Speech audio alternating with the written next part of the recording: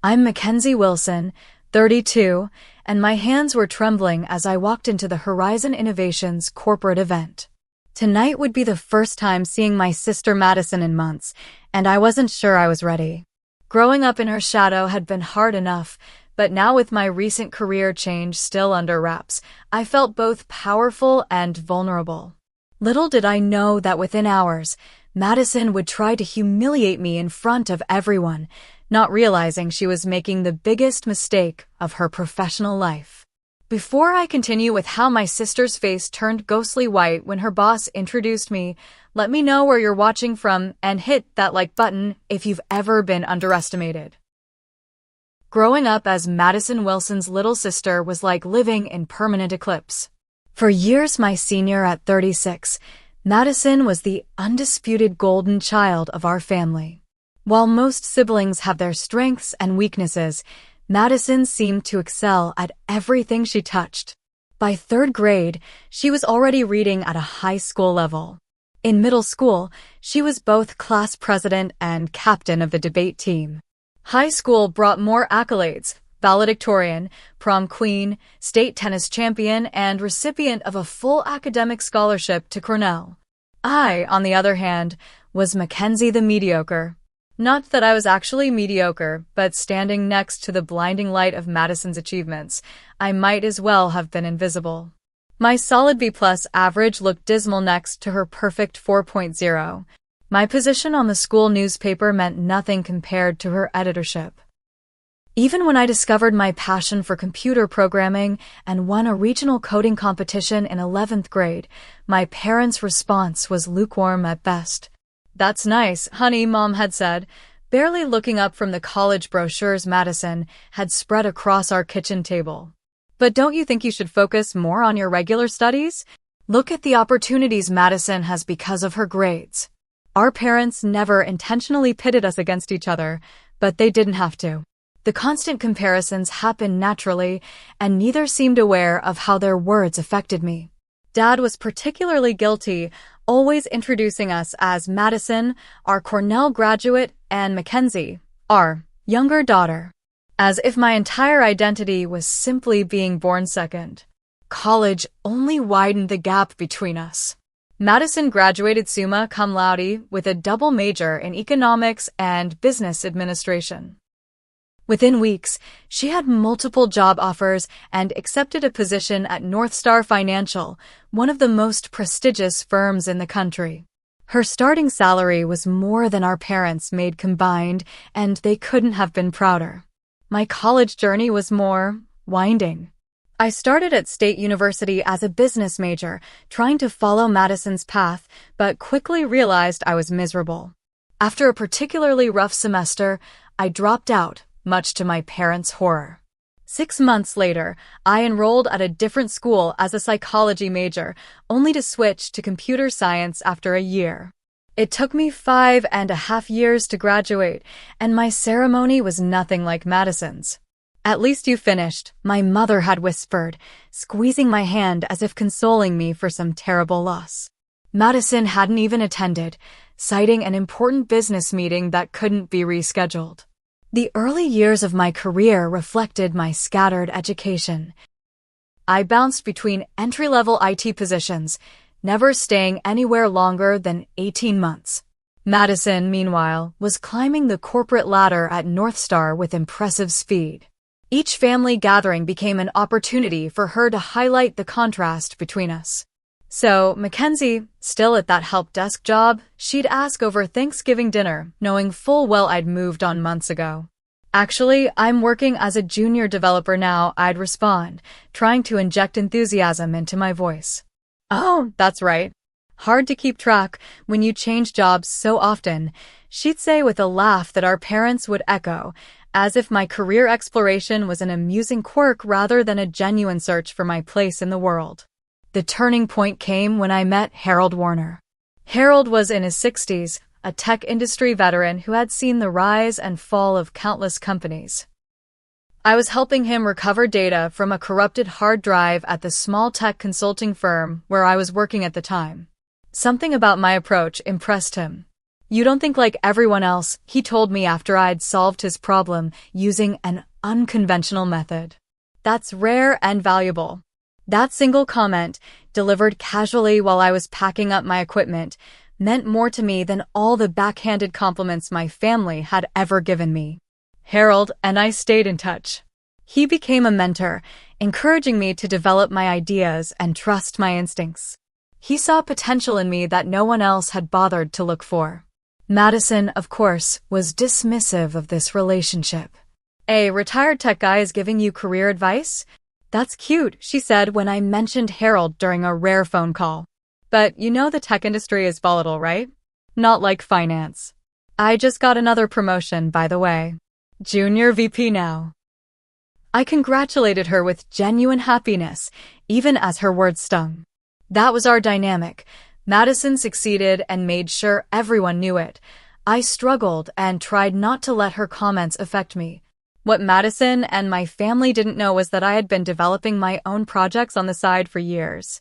Nights and weekends were spent coding, creating prototypes for apps and systems that might never see the light of day, but which fulfilled me in ways no paycheck ever had.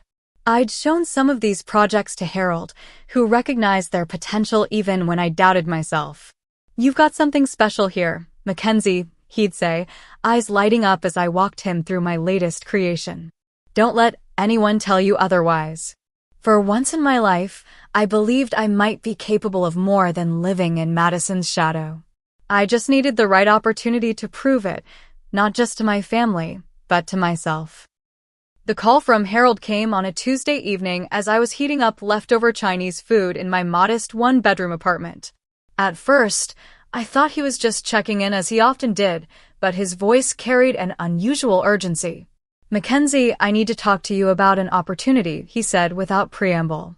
"Are you free for breakfast tomorrow?" The next morning, over coffee and omelets at his favorite diner, Harold laid out a proposition that would change my life. "I've been asked to consult for a company called Horizon Innovations," he explained. "They're a promising tech startup that's hit a rough patch. Their products are solid, but they're struggling to find their market. The board wants fresh perspectives." I nodded, wondering why he was telling me this. Harold's consulting gigs were frequent. This didn't seem different from his usual projects. "I want you to join me," he continued, sliding a folder across the table. "As my associate."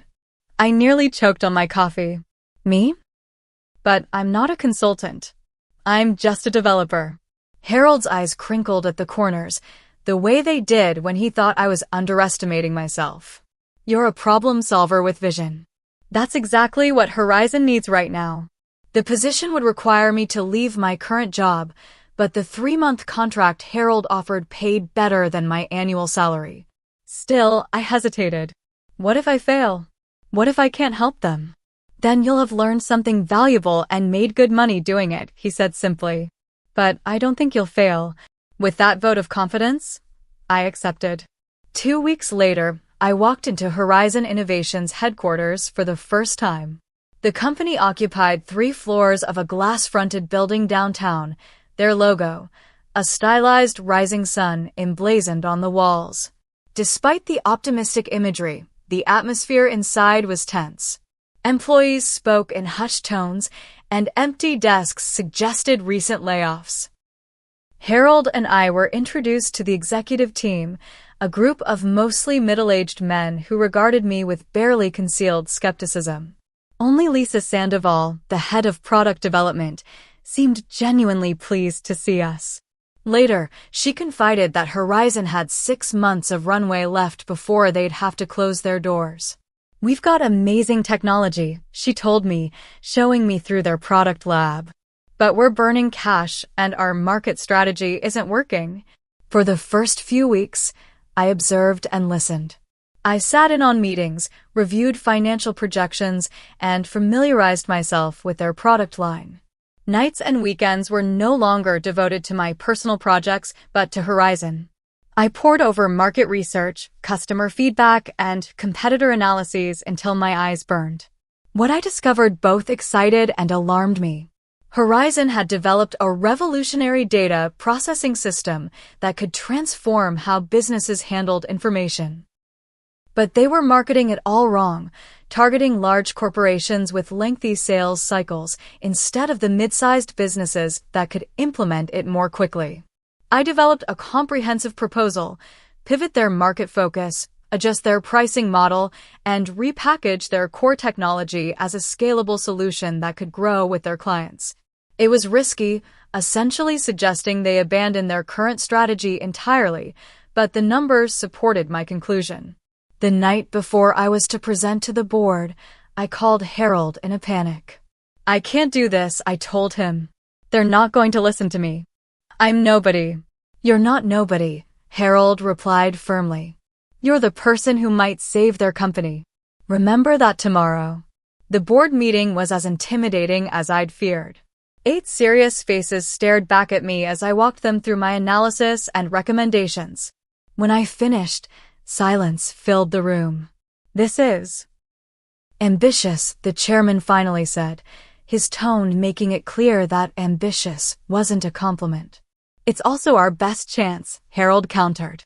"I've been in this industry for 40 years, and I'm telling you, Mackenzie's approach is sound." The debate lasted hours. Some board members were intrigued by my proposal, others dismissed it outright. In the end, they agreed to a compromise. I would lead a small team to implement my strategy with a limited product line. If it showed results within 2 months, they'd consider a full pivot. Those 2 months were the most intense of my professional life. I worked 16-hour days, collaborating with Lisa and a handful of dedicated employees who believed in the new direction. We rebuilt marketing materials, retrained sales staff, and personally reached out to potential clients in our new target market. The results came faster than anyone expected. By the 6-week mark, we'd closed more new business than Horizon had seen in the previous 6 months. By the end of the trial period, revenue had increased by 40%, and the company had a clear path to profitability. The board was impressed enough to fully implement my strategy and offered me a permanent position as Chief Strategy Officer. I accepted, simultaneously thrilled and terrified by the responsibility. What happened next, though, I never could have anticipated. 3 months into my new role, Harold announced he was stepping down from his position as interim CEO, which he'd taken on during the crisis period. "The company's stable now," he told me privately. "It needs someone with vision to lead it forward." "Who are they bringing in?" I asked, already dreading working under a new CEO who might dismantle everything we'd built. Harold smiled that knowing smile of his. "They're not bringing anyone in. They're promoting from within." He placed his hands on my shoulders. "They're asking you, Mackenzie." I laughed, certain he was joking, but Harold's expression remained serious. "Me? CEO? But I've only been here for 5 months. And in those 5 months, you've saved the company and positioned it for growth." The board unanimously agreed. "They want you to lead Horizon into its next chapter." The private ceremony where I accepted the position was small, just the board members, Harold, and a few key executives. As the chairman handed me a small golden pin with the Horizon logo, he said something I'll never forget. "Sometimes the most unlikely leaders turn out to be exactly what an organization needs." I decided to keep my new position quiet from my family, at least temporarily. It wasn't about creating a dramatic reveal. I simply wanted to settle into the role and prove to myself that I deserved it before facing the inevitable skepticism from Madison and my parents. "You should tell them," my best friend Emma insisted when we met for drinks to celebrate my promotion. "Your sister would finally have to acknowledge your success." "That's exactly why I'm not telling them yet," I replied. "I don't want this to be about Madison or her acknowledgement. I want to know I can do this job well, regardless of what my family thinks." Emma shook her head but didn't press further. Instead, she raised her glass. "To Mackenzie Wilson, secret CEO extraordinaire." I clinked my glass against hers, still unable to fully believe this was my life now. I keep waiting for someone to realize they've made a terrible mistake. Classic imposter syndrome, Emma diagnosed with a grin. You'd better get over it fast. CEOs need to project confidence. She was right, of course. And over the next few weeks, I grew more comfortable in my new role. The executive team respected my decisions, employees responded positively to my leadership style, and our business continued to expand. Then came the news that would set the stage for my eventual confrontation with Madison. North Star Financial, where my sister worked as junior VP, was exploring the possibility of acquiring smaller tech companies to diversify their portfolio. Horizon Innovations was on their list of potential acquisitions. The board was intrigued by the possibility. A partnership with North Star could provide the capital we needed for faster expansion. I was less enthusiastic, concerned about maintaining our company culture and independence, but agreed we should at least entertain the discussion. Which is how I found myself invited to a private industry event where representatives from both companies would have the opportunity to meet informally before any official negotiations began. An event where, inevitably, I would come face to face with Madison for the first time since becoming CEO. Are you going to tell her beforehand? Emma asked when I called her in a panic. No, I decided after a moment's thought. If I tell her now, she'll think I'm trying to impress her. I'd rather just show up and do my job. This is going to be interesting, Emma said, and I could hear the smile in her voice. Promise you'll call me right after with all the details. Assuming I survived the experience, I replied, only half joking. As I hung up, I tried to calm my racing thoughts. After years of living in Madison's shadow, I was about to step into the light as her professional equal or even superior. The thought was both terrifying and exhilarating. The evening of the networking event arrived faster than I'd anticipated. I stood in front of my closet, second-guessing my outfit choice for the 20th time. In the past, I'd always felt underdressed next to Madison's polished designer wardrobe. Tonight needed to be different. I finally settled on a tailored charcoal suit with subtle pinstripes and a silk blouse in Horizon's signature deep blue. Professional but not flashy, authoritative without trying too hard. I applied minimal makeup, swept my hair into a sleek low bun, and added the small golden Horizon pin to my lapel. Looking in the mirror, I barely recognized myself. The nervous younger sister was gone, replaced by someone who looked capable. In charge. You've earned this, I told my reflection, repeating the mantra Harold had suggested whenever my confidence wavered. The event was being held at the Grand, a luxury hotel downtown known for hosting exclusive corporate gatherings. As my driver pulled up to the entrance, I took a deep breath, straightened my shoulders, and stepped out into the cool evening air. Inside, the hotel's ballroom had been transformed into an elegant networking space.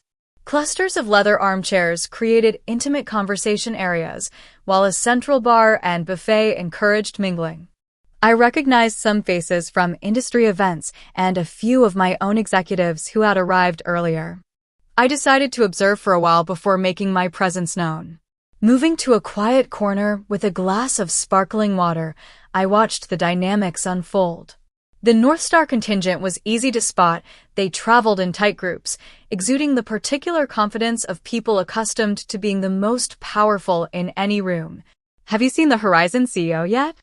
I overheard one man ask another. I heard they recently appointed someone new, but information's been surprisingly tight-lipped. Probably some tech veteran they brought in to make the company attractive for acquisition, his companion replied with a dismissive wave. These startups always do that when they're looking to sell. I smiled to myself, amused by how wrong they were. I was about to move on when a familiar voice cut through the ambient chatter like a knife. Jake. Elizabeth. So good to see you both. Madison. My sister looked exactly as I remembered, perhaps even more polished. Her blonde hair was cut in a sleek bob that emphasized her sharp cheekbones, and her navy blue dress screamed expensive confidence. She was working the room with practiced ease, shaking hands and laughing at just the right moments. I watched her for a few minutes, delaying our inevitable encounter. Madison had always thrived in these settings, while I typically counted the minutes until I could escape. Another difference between us that our parents had noted frequently. Finally, deciding I couldn't avoid her all night, I set down my glass and made my way toward her. Madison spotted me when I was about 10 feet away. Her perfectly maintained smile faltered for just a moment before returning at full wattage. "Mackenzie," she exclaimed, loud enough for those nearby to hear. "What a surprise. I had no idea you'd be here." The subtle emphasis on "you" communicated her real question. What was I doing at an exclusive industry event? "Madison," I replied, keeping my voice even as I leaned in for the obligatory air kiss. "It's been a while." "Too long," she agreed insincerely. "Let me introduce you. This is Lawrence Fletcher, my boss and senior VP at Northstar. Lawrence, this is my baby sister, Mackenzie." Lawrence, a distinguished-looking man in his 50s, extended his hand. "A pleasure to meet you, Mackenzie. Are you in finance like your sister?" Before I could answer, Madison jumped in. "Oh no, Mackenzie works in tech support, isn't it now? Or have you moved on again?" The condescension in her tone was subtle but unmistakable. I saw Lawrence's interest fade slightly, but to his credit, he maintained his polite expression. "I'm still in tech," I said simply, choosing not to correct her assumption just yet. "How are things at Northstar? I hear you're looking at expanding into the tech sector." Lawrence's eyebrows rose slightly, perhaps surprised that someone in tech support would be aware of their corporate strategy. "Indeed we are. The future is digital, after all." "Smart move," I nodded. "Though tech acquisitions can be tricky to integrate successfully. That's why we do extensive due diligence," Madison interjected, clearly annoyed that I was engaging her boss in actual business conversation.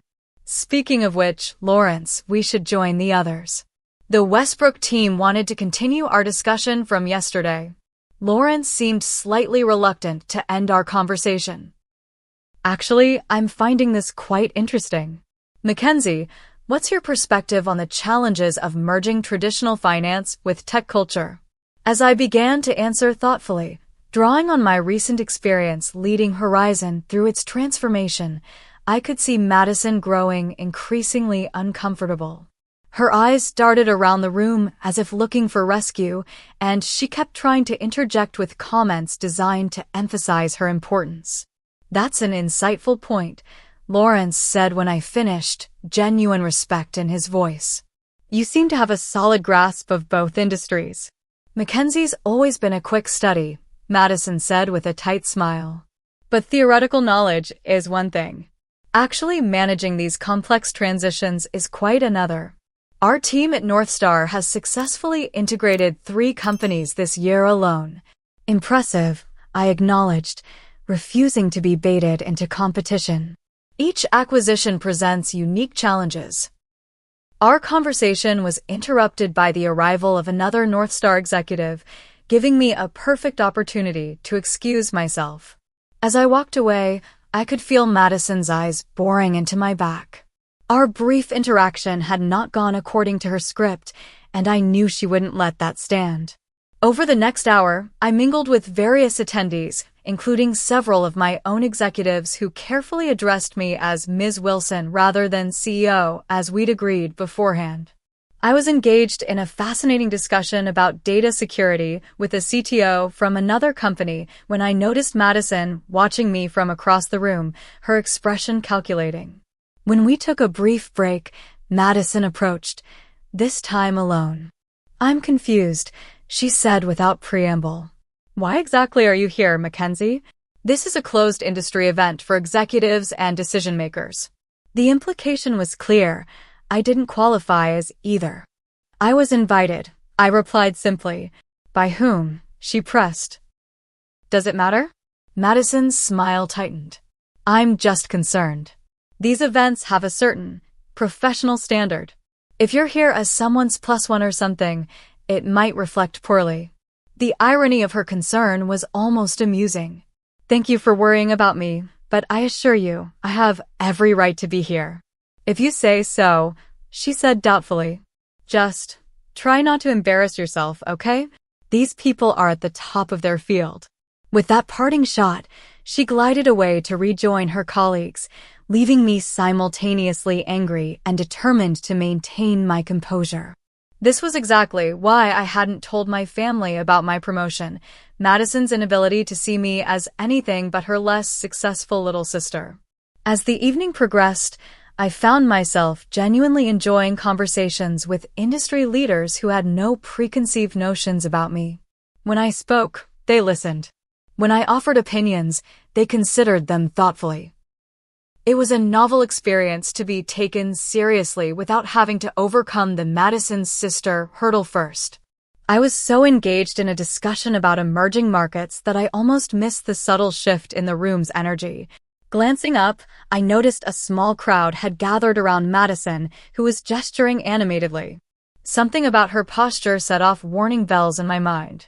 Excusing myself from my conversation, I drifted closer to Madison's group, staying just far enough away to observe without being noticed. As I approached, Madison's voice carried clearly across the space between us. Absolutely brilliant at solving little technical problems, but completely lost when it comes to the big picture. Our parents worried about her for years. My stomach dropped as I realized she was talking about me. "You should have seen her in college," Madison continued, her voice carrying just enough to ensure nearby conversations faltered as people tuned in to her story. "Changed majors 3 times and took nearly 6 years to graduate. Meanwhile, I was already a junior analyst at North Star."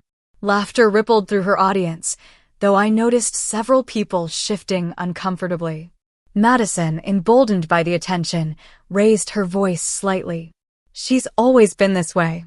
Jumping from job to job, never quite finding her place. Tech support 1 month, junior developer the next." She made air quotes around developer as if the title itself was a joke. Our parents finally stopped asking about her career at family dinners. It was just too depressing. I stood frozen, the familiar feeling of humiliation washing over me. This was Madison's specialty, taking my personal struggles and transforming them into amusing anecdotes that highlighted her own success by comparison.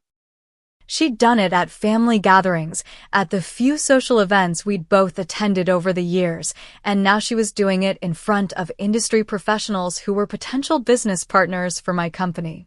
Lawrence, I noticed, was standing at the edge of the group, his expression growing increasingly uncomfortable as Madison continued. He caught my eye across the room and had the grace to look embarrassed on my behalf, though he made no move to intervene. The funny thing is, Madison was saying now she's actually here tonight. I have no idea how she wrangled an invitation, but that's Mackenzie for you. Always trying to network her way into opportunities rather than earning them through hard work like the rest of us. The group's attention swiveled in my direction, and I saw recognition dawn on several faces. Some looked embarrassed to be caught listening to Madison's mockery, while others seemed merely curious about this supposedly incompetent sister. I had 2 choices: retreat and preserve what dignity I could, or confront the situation head-on. The old Mackenzie would have chosen the former, making a quiet exit and crying in the car on the way home. But I wasn't that person anymore. With deliberate calm, I straightened my jacket, touched the horizon pin on my lapel for reassurance, and walked toward the group. "Madison," I said as I approached, my voice steady despite the adrenaline coursing through me. "I see you're entertaining everyone with family stories." My sister's smile faltered only momentarily before returning with renewed brightness. "Mackenzie, I was just telling everyone about your unconventional career path." "Yes, I heard," I replied evenly. "Though I think you may have missed some recent developments." "Oh!" Madison laughed lightly. "Did you change jobs again?" It's so hard to keep track. I could see Lawrence wincing at her tone, but Madison, caught up in her performance, didn't notice. "Actually, I've been with the same company for nearly a year now," I said. "A whole year? That must be some kind of record for you," Madison quipped, earning a few reluctant chuckles from her audience. Encouraged, she pressed on. What exactly are you doing there? Still fixing computers when they break. Something like that, I answered vaguely, unwilling to reveal my position just yet. I wanted to see how far Madison would go. I didn't have to wait long. Let me guess, Madison said, her voice taking on a sharper edge. You're here tonight hoping to make some connections, maybe find your next job when this one inevitably doesn't work out. That's always been your pattern, hasn't it? Drifting from one thing to the next, never quite measuring up. The room had grown quieter, more people tuning into our exchange. I remained silent, letting Madison dig herself deeper. It must be exhausting, she continued, constantly trying to reinvent yourself. Always the irrelevant little sister, always playing catch-up. A few people in the crowd were now openly uncomfortable, exchanging glances or finding sudden interest in their drinks. But Madison, buoyed by what she perceived as her superior position, didn't notice or didn't care. I mean, let's be honest, Mackenzie. You're what, 32 now? And what do you have to show for it? No stable career, no professional accomplishments worth mentioning. Even mom and dad have given up hoping you'll find your way. Each word struck like a physical blow, not because they were true, but because they revealed how little Madison thought of me, how little she knew about who I'd become. In her mind, I was perpetually the confused, underachieving younger sister, a convenient foil to her own success story. You know what's truly pathetic? Madison asked, her voice dropping to a mock confidential tone that nonetheless carried clearly. You showing up at an event like this, surrounded by actual executives and decision-makers, pretending you belong. These people run companies, Mackenzie. They shape industries. What could you possibly contribute to conversations like that? Lawrence cleared his throat loudly, clearly attempting to signal Madison to stop, but she was too caught up in her monologue to notice. I mean, look around. She gestured expansively. Everyone here has earned their place through hard work and talent. They're not lost souls hoping to network their way into relevance. The silence that followed her statement was deafening. I could feel dozens of eyes on me, waiting for my response.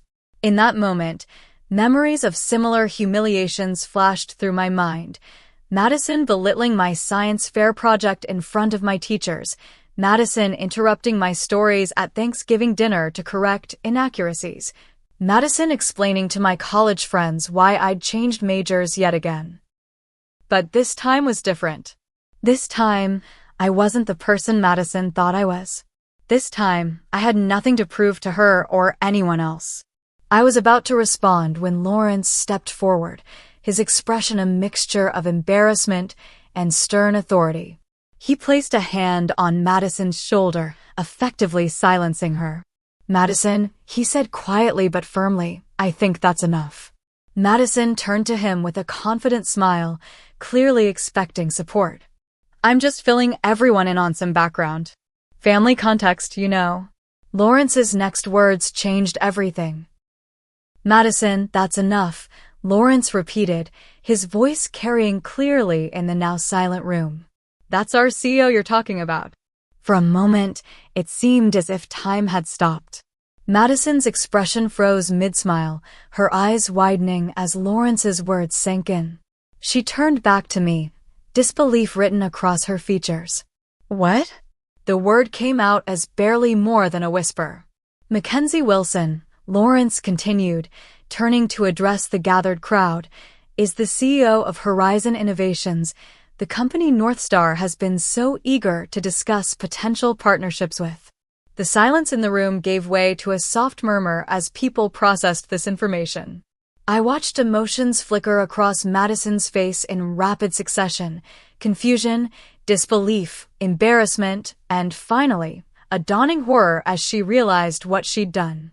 That's not possible, Madison stammered, her composure cracking. Mackenzie she's just.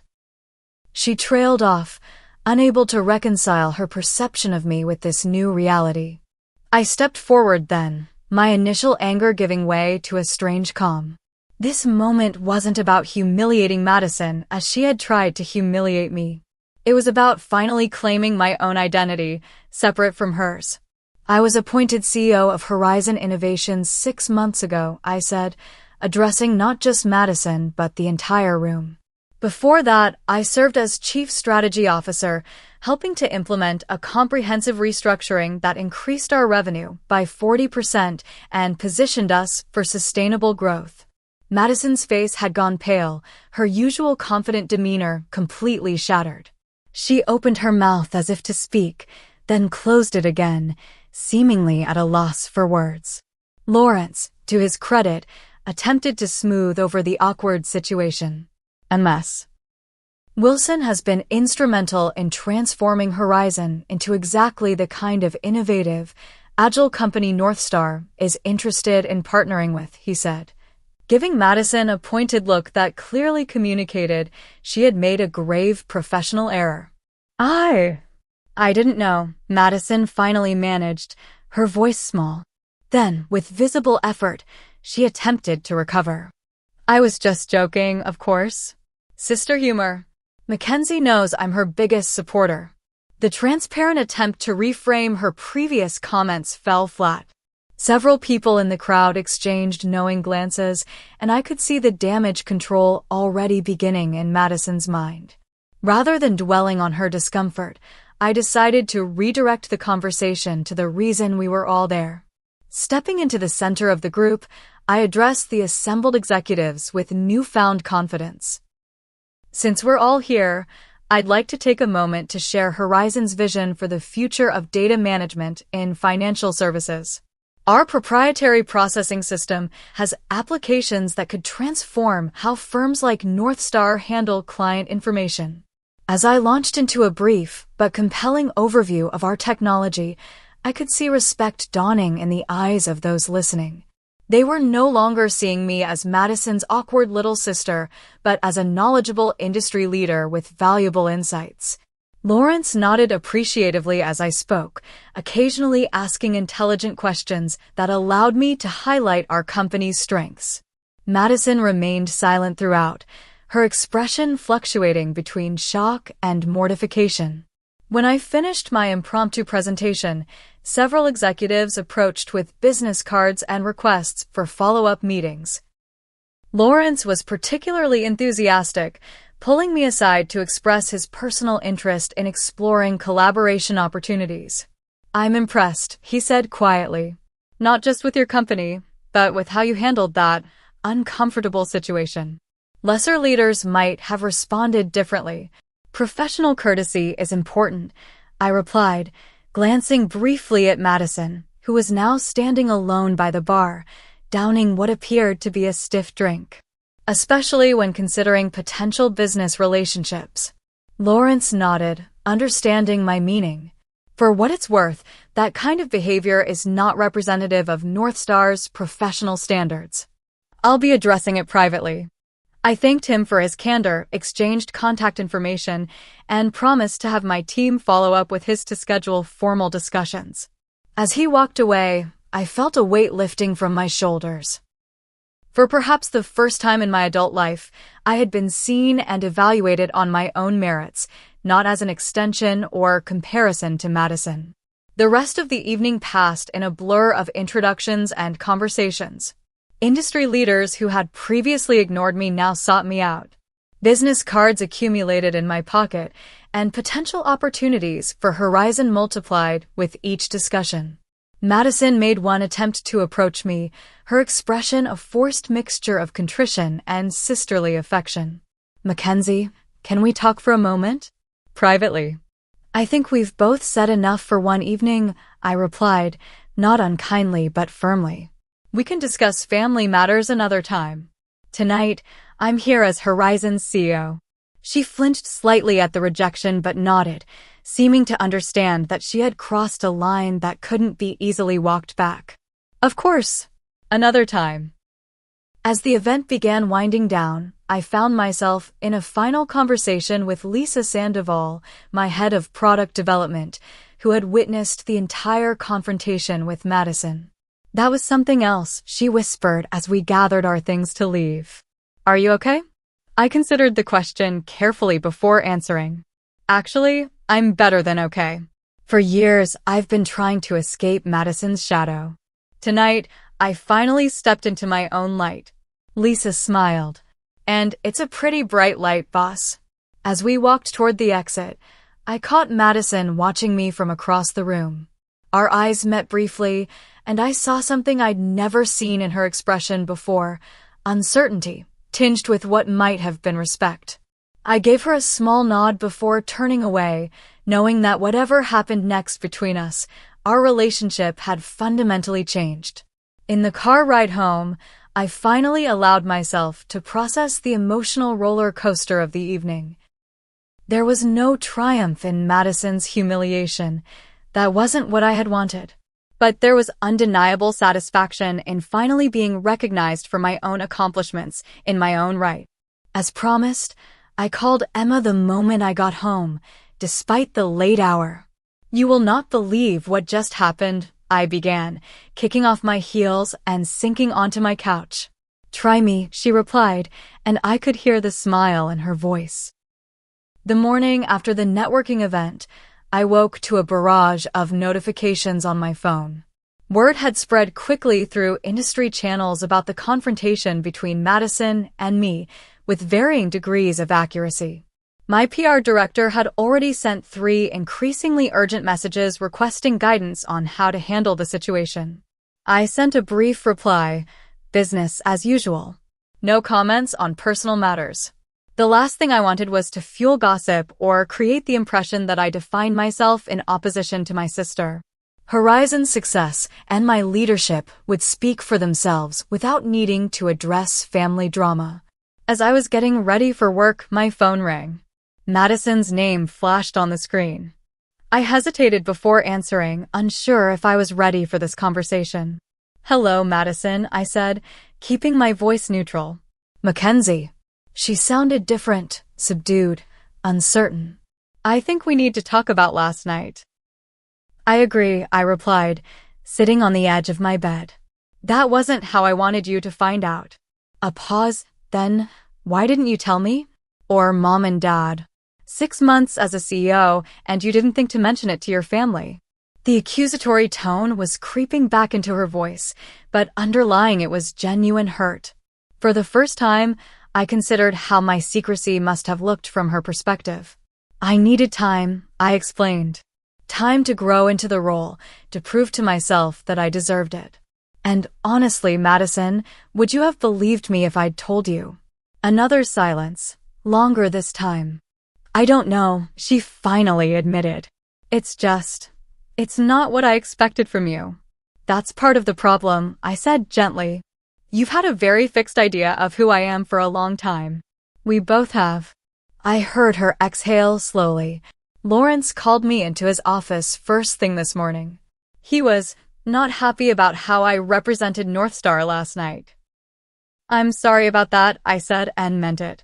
Whatever our personal issues, I never wanted to jeopardize Madison's career. "Don't be," she replied with a short, humorless laugh. "I deserved it." He said I demonstrated poor judgment and unprofessional behavior. "He's removing me from the Horizon acquisition team." This news surprised me. "Madison, I can call him." "Explain that it was a personal." "No," she cut me off. "Don't." "He's right.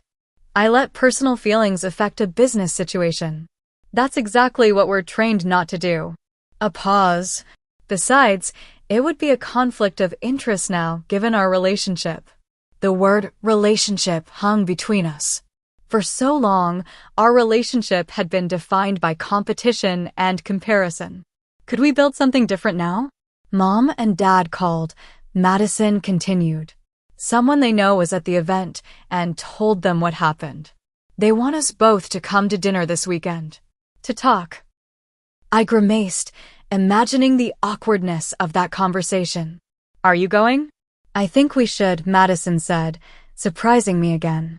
"They deserve to hear about your success directly from you, not through the grapevine."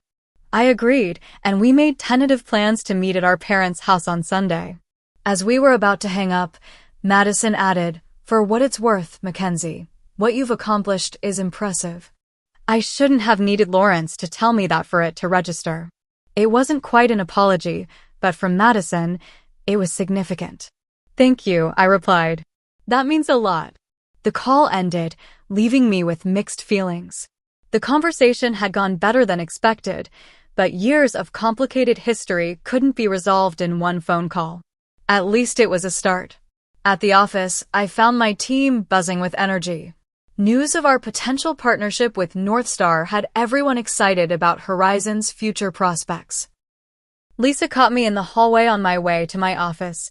We've already received calls from 2 other financial institutions interested in our technology, she reported excitedly. Your presentation last night made quite an impression. Good, I smiled. Set up meetings with both. And Lisa? Thank you for your support last night. It meant a lot. She squeezed my arm gently. That's what teams do. We have your back. Later that morning, I received an email from Lawrence Fletcher requesting a private meeting to discuss the partnership potential between our companies. His message made no mention of Madison or the previous night's events, maintaining strictly professional language. I appreciated his discretion. I was responding to his email when Harold called. I hear you had quite an evening, he said without preamble. News travels fast, I sighed. It wasn't how I planned to reveal my position to my sister. Sometimes the universe has its own timeline, Harold replied philosophically. Are you all right? I am, I realized, somewhat surprised by the truth of it. Actually, I feel lighter. Like I've finally stepped out of a shadow I've been carrying for years. Good, Harold said. Because now comes the hard part.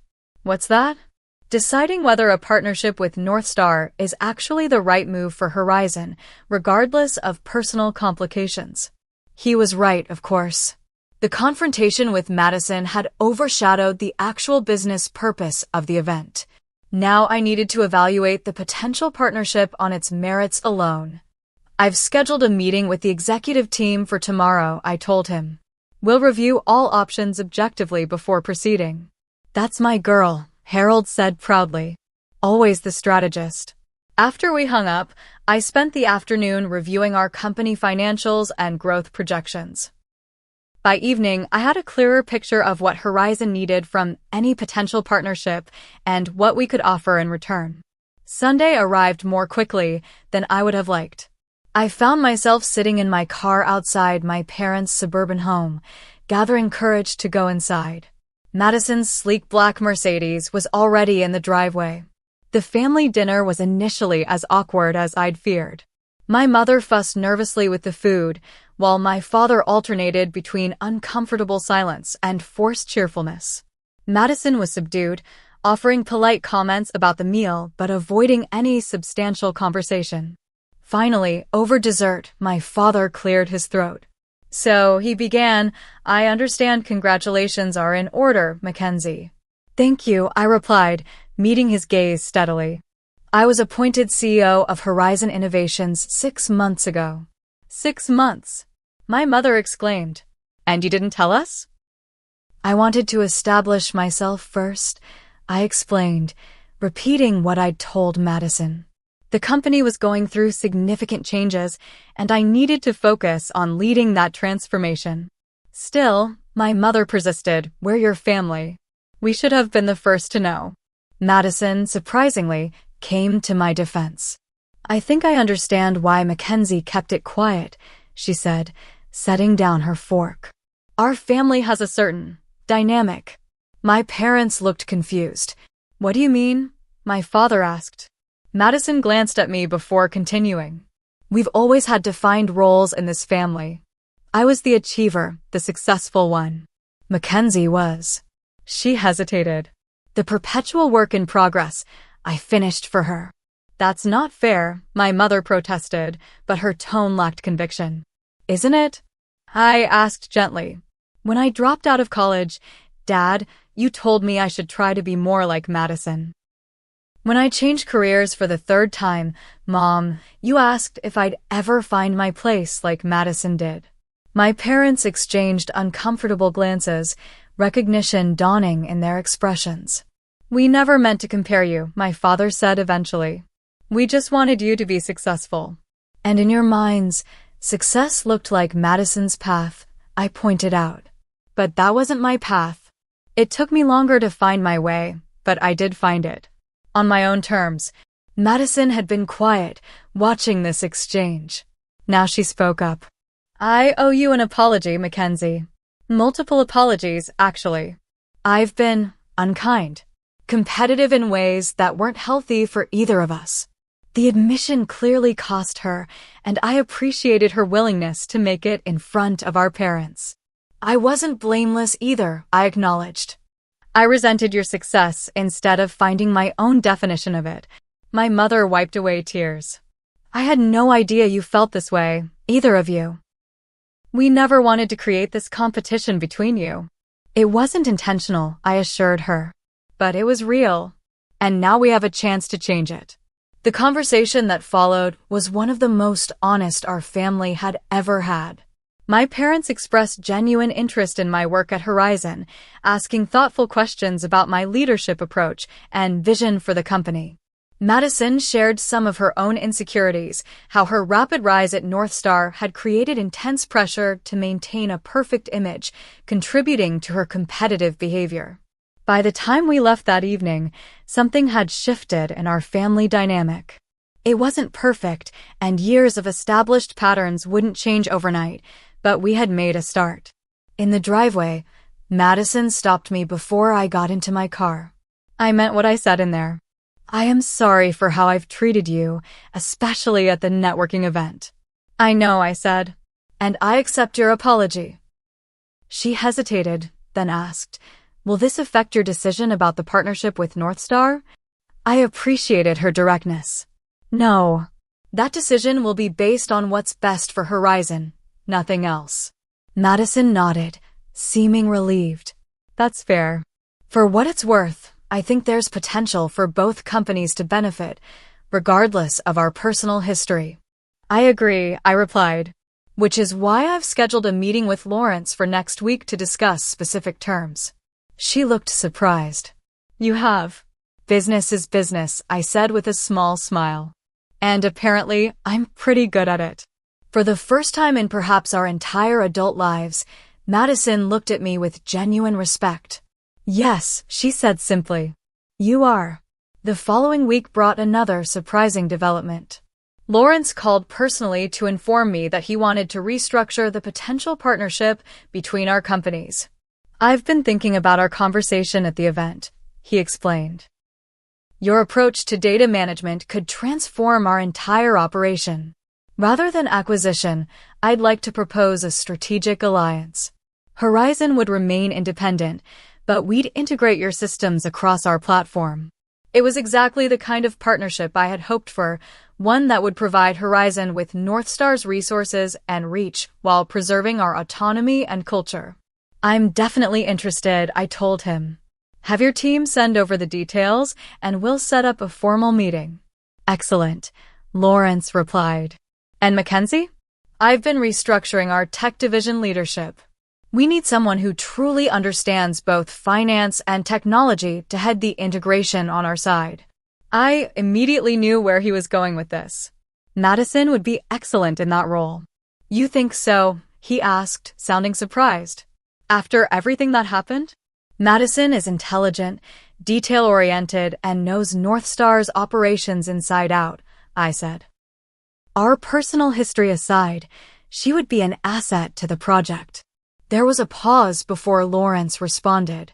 That's remarkably generous of you. It's not generosity, I corrected him. It's good business. After we hung up, I called Emma to update her on all the developments. So let me get this straight, she said when I finished. Your sister publicly humiliated you, but now you're possibly going into business with her company and even recommended her for a position that would have you working together? Life is complicated, I replied with a laugh. No kidding, Emma said. Just promise me one thing. What's that? When they make the movie about your life, make sure they cast someone good to play me. I was still laughing when my assistant notified me that Harold had arrived for our weekly mentoring session. Seeing him walk into my office, I was struck by how much had changed since that first meeting in the diner when he'd offered me the consulting position with Horizon. "You're looking well," he observed, settling into the chair across from my desk. "The events of the past week seem to have agreed with you." "I feel different," I admitted. "More complete somehow."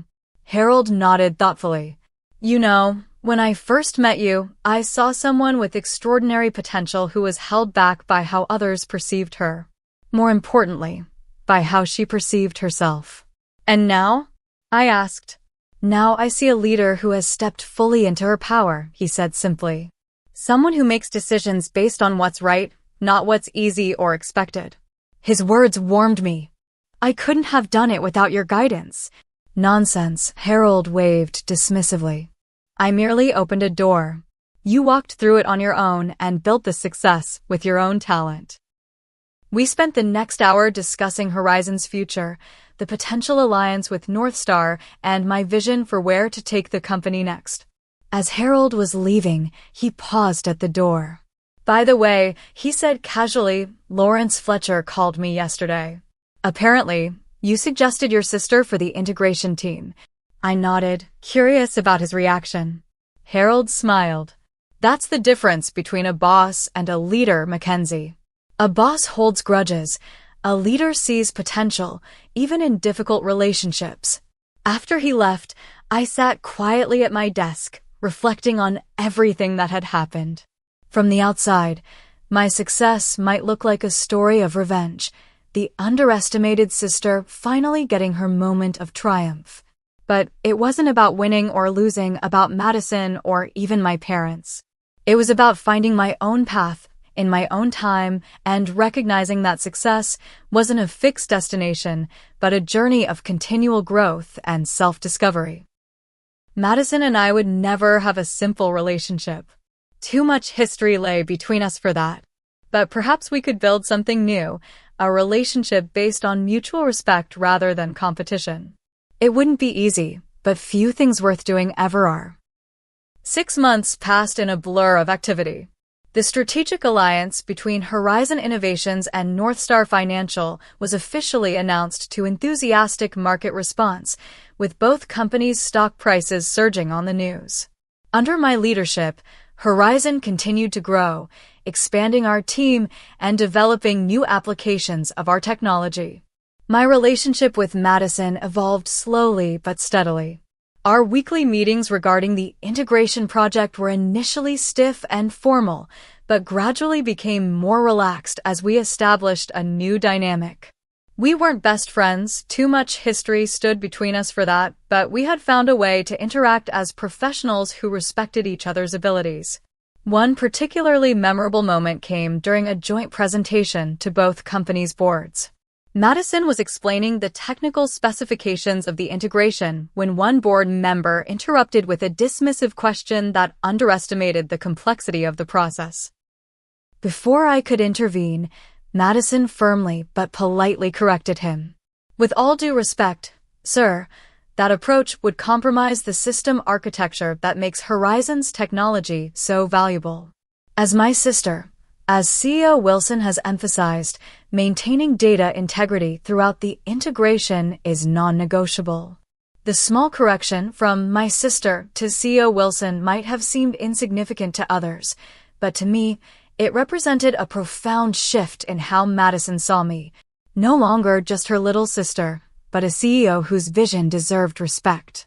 After the meeting, I caught up with her in the hallway. "Thanks for backing me up in there." Madison shrugged, but I could see she was pleased. "It was the right call. Your system architecture is impressive. I've learned a lot studying it these past months." Coming from Madison, this simple acknowledgement meant more than effusive praise from anyone else. As our professional relationship stabilized, I found myself facing an unexpected decision. Horizon's rapid growth had created the need for a new position, Chief Operations Officer, someone who could streamline our increasingly complex business processes while I focused on strategic direction and innovation. Lisa Sandoval, my head of product development, was an obvious candidate. She had been with me since the beginning of Horizon's transformation and understood our company culture intimately. But as I reviewed potential candidates, another name kept surfacing in my thoughts: Madison. The idea seemed absurd at first. Working with Madison on a limited integration project was one thing. Bringing her into Horizon's leadership team was quite another. Yet I couldn't deny that her skills were exactly what we needed. She was organized, detail-oriented, and had extensive experience managing complex operations. I discussed the possibility with Harold during one of our regular mentoring sessions. "Are you considering Madison because she's qualified, or because you want to prove something?" he asked bluntly. It was a fair question that forced me to examine my motivations. After careful reflection, I concluded that while our history complicated things, Madison truly was the best person for the job. "The question isn't whether she's qualified," I told Harold. "It's whether we can work together effectively given our past." "And what do you think?" he prompted. "I think we've both grown," I replied slowly. "The past 6 months have shown that. But ultimately, it's her decision." I invited Madison to lunch the following week at a neutral location, a quiet restaurant midway between our offices. After catching up on the integration progress, I took a deep breath and made my proposition. "I'd like you to consider joining Horizon as our Chief Operations Officer," I said, sliding a formal offer letter across the table. Madison's shock was evident. "You're offering me a job? Working directly under you?" "Yes," I confirmed.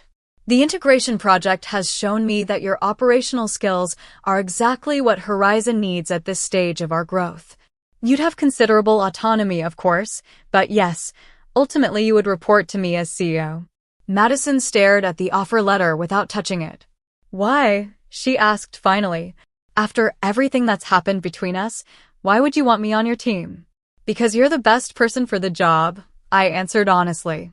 "And because I think we've proven we can work together effectively when we both focus on common goals rather than old rivalries." She was quiet for a long moment. "What about North Star?" "I've built my career there." "I've already spoken with Lawrence," I admitted. "He doesn't want to lose you, but he understands this is a significant opportunity. He's offered to keep a board position open for you if you decide to make the move." Madison finally picked up the offer letter, scanning the details. "This is generous. It's market rate for your experience and the scope of the position," I said. "Nothing more, nothing less." "I'd need time to think about it," she said, folding the letter carefully. "Of course. Take all the time you need." We finished lunch discussing lighter topics, but I could see Madison's mind working, weighing possibilities and implications. 3 days later, she called to accept the position. Madison's integration into Horizon's culture wasn't seamless. Some employees were wary, having heard rumors about our confrontation at the networking event. Others questioned whether her appointment was due to nepotism rather than merit. Madison faced these challenges with more grace than I might have expected, working diligently to prove her value through actions rather than words. For my part, I made it clear to the entire organization that Madison had been hired for her skills, not her relationship to me. I established transparent boundaries and expectations, ensuring that our professional interactions were visible and accountable to the executive team. Slowly but surely, the awkwardness faded. Madison's operational expertise began to show results as our processes became more efficient and scalable. Team members who had initially been skeptical came to appreciate her attention to detail and commitment to excellence. Our parents were thrilled by this development, naturally interpreting it as a sign that all family tensions were resolved. The reality was more nuanced. Madison and I were building a new relationship based on professional respect, but the personal wounds of our childhood rivalry couldn't be healed overnight. The breakthrough in our personal relationship came unexpectedly during a late night at the office. We were both working on quarterly projections, the rest of the building silent and empty around us. I brought coffee to Madison's office, finding her surrounded by spreadsheets and looking uncharacteristically frazzled. I don't know how you do this, she admitted, accepting the coffee gratefully. Lead an entire company, I mean. The responsibility is overwhelming. It was perhaps the first time Madison had ever acknowledged finding anything difficult. The vulnerability in her admission opened a door between us. I was terrified when I first started, I confessed, sitting across from her. I used to wake up at 3 in the morning convinced I was going to run the company into the ground. Madison looked surprised. You seemed so confident. That was the act, I smiled. Fake it till you make it, right? I've been faking it my whole life, Madison said quietly, staring into her coffee. Everyone always thought I had it all figured out, that success came easily to me. No one saw the pressure, the fear of failing, of not living up to expectations. I did, I said. But I misinterpreted it. I thought you were just perfect. I never considered you might be struggling too, in your own way. Madison's eyes met mine, a lifetime of misunderstanding passing between us. We never really knew each other, did we? Not as adults. Maybe it's not too late to start, I suggested. That conversation marked a turning point. We began having regular dinners outside of work, carefully navigating the transition from colleagues to something resembling friends. We discovered shared interests we'd never known about and laughed over childhood memories that looked different from adult perspectives. Our parents noticed the change during family gatherings, commenting on how wonderful it was to see us finally getting along. What they didn't understand was that we weren't simply papering over old conflicts. We were building something entirely new from the ground up. At Horizon, I implemented changes to our company culture that were directly informed by my experience of being underestimated. We created mentorship programs that paired senior executives with promising employees from diverse backgrounds. Our hiring practices were restructured to value varied career paths rather than traditional metrics of success. I made it a point to highlight that innovation often comes from unexpected places and people. These initiatives weren't just about my personal philosophy, they made good business sense. Our team became more creative, more resilient, and more collaborative as we embraced different perspectives and approaches. One year after the fateful networking event, Harold announced his retirement from active consulting. We held a celebration at Horizon's headquarters, where I had the opportunity to publicly thank him for his guidance. Harold saw potential in me when no one else did, I told the gathered crowd. He taught me that leadership isn't about having all the answers, it's about asking the right questions and being willing to learn from everyone around you. After the formal ceremony, Harold and I sat together in my office, sharing a quiet moment amid the festivities. I'm proud of you, Mackenzie, he said, looking around at what Horizon had become under my leadership. Not just for the company's success, but for how you've handled everything else, your sister, your family, your own growth. I had a good teacher, I replied. Harold shook his head. Teachers can only open doors. You walked through them yourself. What advice do you have for me going forward? I asked, knowing this might be one of our last mentoring conversations. Harold considered the question carefully. Remember that success isn't a destination. It's a journey. And the most important relationship you'll ever have is with yourself. Be as kind to yourself as you've learned to be with others, including Madison. His words stayed with me long after the party ended. That night, I found myself reflecting on the incredible journey of the past year and a half. From consultant to CEO, from Madison's shadow to my own light, from resentment to understanding. The story that others might tell about this time would focus on the dramatic moment of revelation, Madison's humiliation, and my triumph. But the true transformation had happened in the quieter moments that followed, in difficult conversations, in small acts of professional respect, in the gradual rebuilding of trust, and the discovery of new common ground. Success, I had learned, wasn't defined by titles or salaries or even moments of public vindication. It was defined by resilience, the ability to fall down 7 times and stand up 8.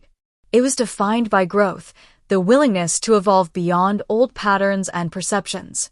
Most importantly, It was defined by authenticity. The courage to follow your own path, even when others couldn't see where it was leading. Madison and I would never have a simple relationship. The dynamics formed in childhood had shaped us both too profoundly for that. But we had found a way forward based on mutual respect and understanding. Not as competitors, but as two women with different strengths, different journeys, and, finally, different definitions of success. Have you ever been underestimated by someone close to you? How did you handle it? I'd love to hear your stories in the comments below. And if this story resonated with you, please hit that like button and subscribe for more real-life experiences. Remember, sometimes the people who don't believe in you are the ones who inspire you to prove yourself, not to them, but to yourself. Thank you for listening, and may you always find the courage to follow your own path, regardless of who understands it.